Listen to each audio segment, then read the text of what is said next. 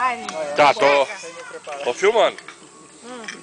a carne do piu-piu. Tá filmando aí, não? Tô. Tá filmando? A comadre Claudete comendo tomatinho. É, né? Só na saladinha. Olha, comendo uma costelinha de coco. Corteza. Ô, pateta, o Os pateta, mosquitos me o comendo meus pateta. pés. Ai, os mosquitos comendo minhas pernas. E eu comendo um porquinho e a galinha.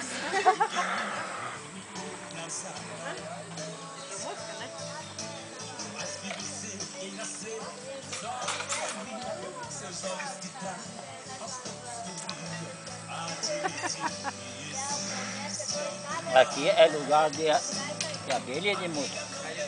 Ó, Mas não acha bom lugar? é bom, bom,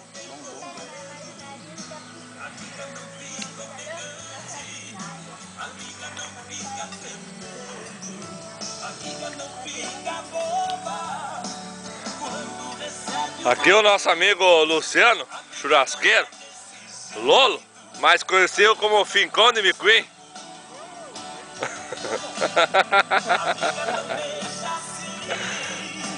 Olha o bronze do homem aí, ó.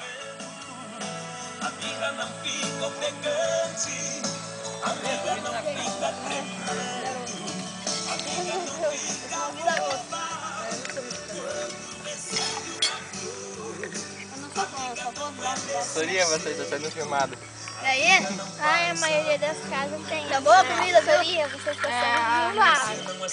Ô, Taruia Comida, manda o churrasqueiro ser despedido. Churrasqueiro despedido. Despedido. Brincadeira, brincadeira. Brincadeira. Como é que é, Zé? Ah, moleque. Não, nem tem que mandar pra ele. Não, é pura carne. Pode comer. Pode comer, pode comer.